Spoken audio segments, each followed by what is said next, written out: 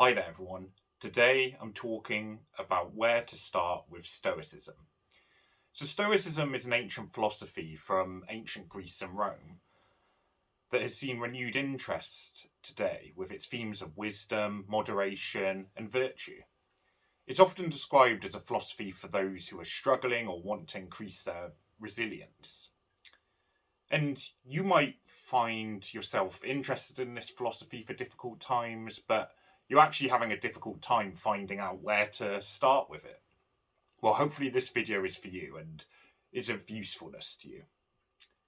So, we only have a little amount of detail from the original Greek Stoics. We don't actually have their works in a complete fashion.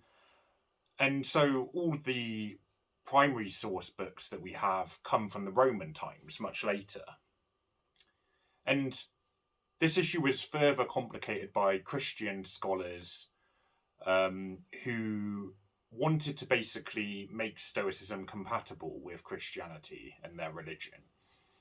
Justus Lipsius is a good example of that. He was a Catholic scholar who essentially wanted to sort of modify Stoicism and make it work with his religion. But the problem with this is when scholars came to look at Stoicism, they had to kind of unpick which bits had been modified, which bits were actually correct back in ancient Greek times, and sort of decipher what was going on. And luckily, they have done a pretty good job. And so we are lucky, though, to have some original Roman texts some of them are almost completely in their full original state. And so although we do lack the Greek texts, that is something at least. And it really does help us understand where we're at.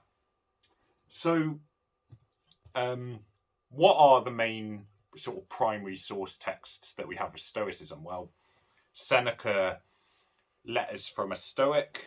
I've got two copies here because of the different versions.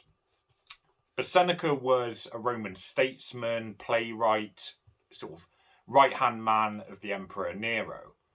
And I think his book is really interesting because it focuses a lot on some of the harder topics, I would say, sort of death, illness, sort of struggle.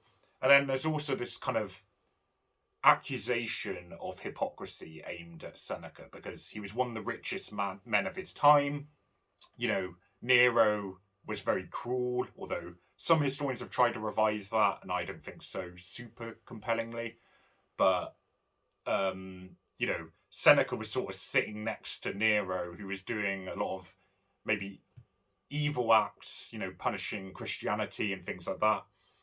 And Seneca's kind of an adherent of Stoic philosophy, sort of talking about virtue. So there's obviously some matters of quite big potential hypocrisy there, and they were obviously levelled a lot at Seneca. And I think in terms of the editions, be quite selective. I think the Oxford edition is slightly better for Seneca, just because I think it includes a bit more breadth. I think it's actually got more of his work in there. But honestly, either is fine. And you can always go with the Loeb editions, which I'll talk about in a sec. So let's move on to the second text. It's Epictetus. This is Discourses and Selected Writings. And so Epictetus was a Stoic teacher. He was actually a former slave of another of Nero's kind of key men, Epaphroditus. I think I'm pronouncing that correctly, hopefully. So from Epictetus, we have the Discourses, we have the Handbook, Enchiridion is its proper name, and Fragments, which are just sort of selected lessons from Epictetus, because all of his work was passed down by his student Arrian, who is also notable for a biography of Alexander the Great that we still have today. So often the editions you can find will include all of the little different writings of Epictetus in one volume, so it's quite handy. And finally, we have probably the most famous Stoic, Marcus Aurelius. Obviously, Roman emperor, Stoic. And this book is basically his own, we think, personal writings. And we don't think it was actually necessarily intended for an audience. It was more like a diary. But obviously to have that insight into an actual Roman emperor's own words being written down is quite amazing. So this is a bestseller for a reason. I really recommend this book.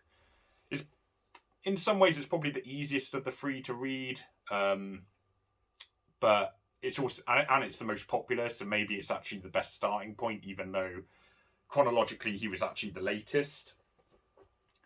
So in terms of purchasing any of these editions, we've just reviewed 3 of the key Roman Stoics, or at least Roman period Stoics. You've got the Penguin editions, you've got the Oxford World Classics. They're really easy to find. They're probably in every bookstore you could find.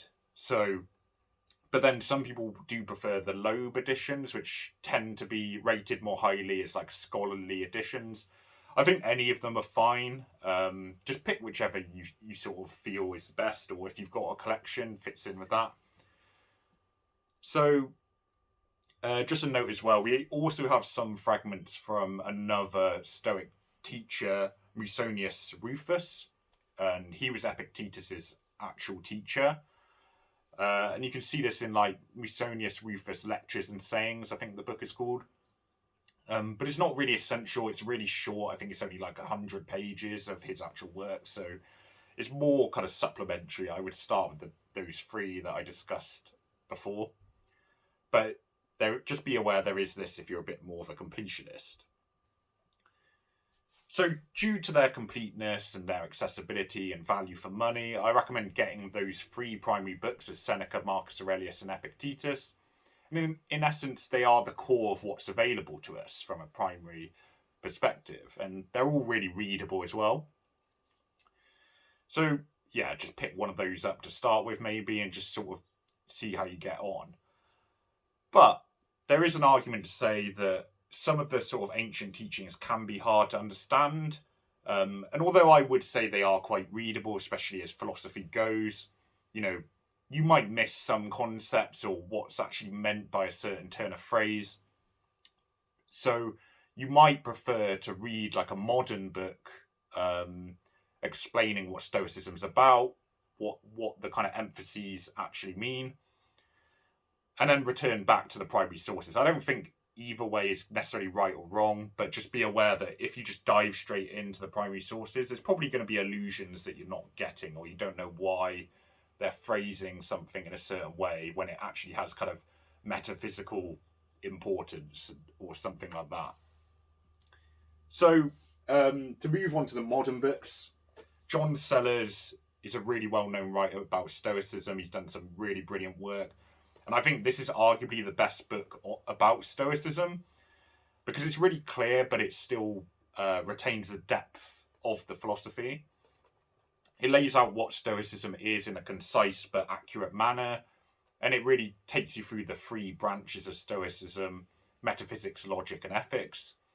So it's a really great starting point. It's only 200 pages. It's really easy to read, but it just explains everything. And it's worth knowing that Stoicism is really focused on just the ethics branch nowadays, really. Everything else has kind of been superseded by, philosophy.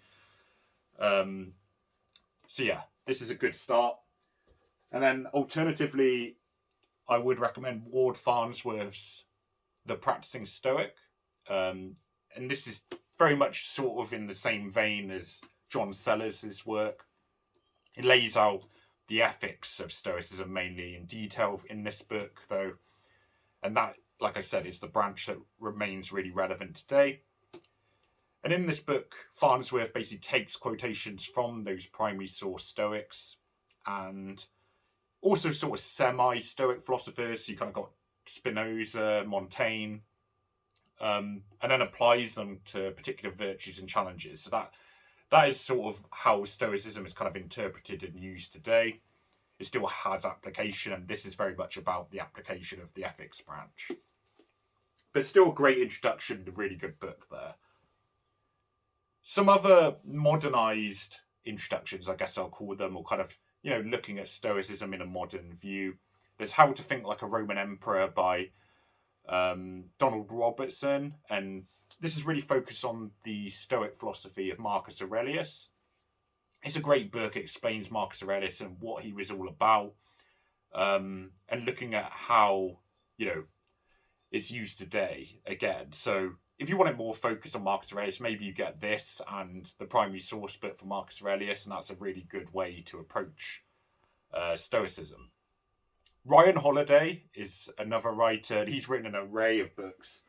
I think he sometimes receives criticism for kind of including his own beliefs or putting. It's very much like a modernized take on Stoicism, but really, I do think we are using Stoicism to our own purposes. Else, what's the point, really? Just be aware that I think for some people, they probably want almost like a more, what precisely were the Stoics saying? What did it mean? So he's maybe not the best one to start with unless you kind of want a very modernized take. But I think his books are great. I think his work, Lives of the Stoics, is probably his best one that I've read. I don't, it contains a lot of detail about a lot of different Stoics, and often the information on some of the lesser well-known ones can be harder to come across, but a lot of it is in here, so it's a really good book for that. And finally, I think I've got How to Be a Stoic by Massimo Pigliucci. Apologies if I'm mispronouncing that. This is a really good look as an introduction to Stoicism.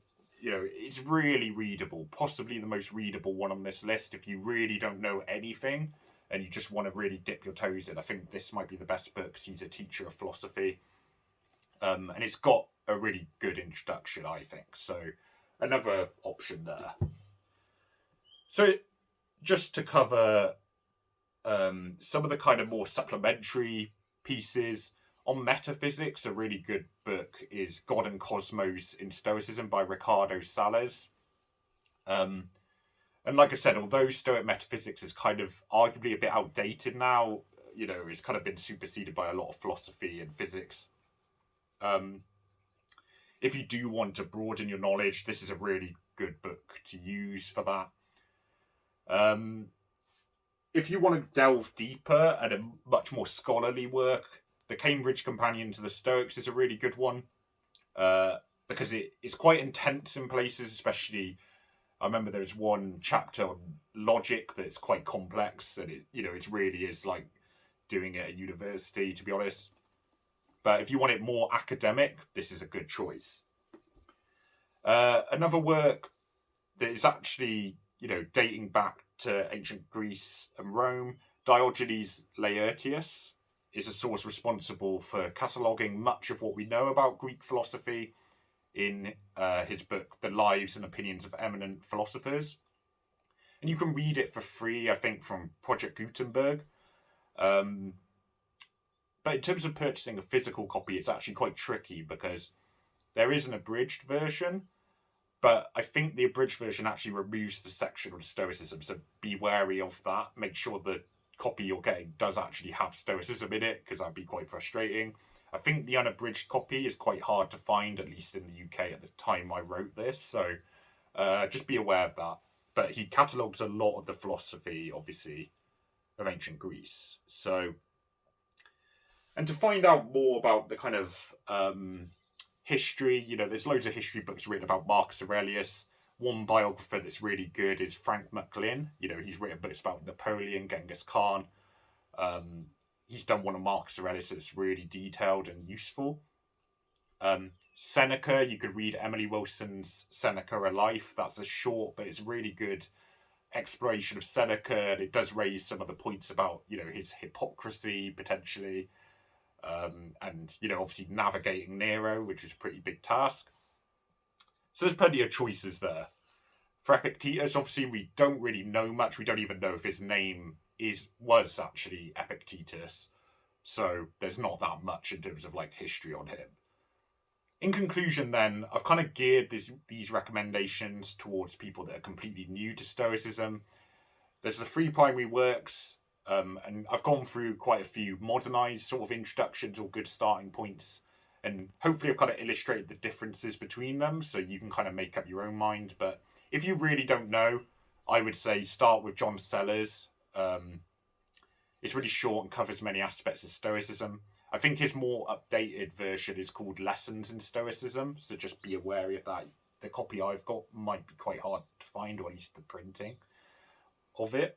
Or Ward Farnsworth's The Practicing Stoic is always great. But you could start with any of those modernised books that I mentioned and go from there. So thanks for listening. I hope this has been useful. Plenty more reviews of books on Stoicism and a variety of other books coming up. Thanks for watching.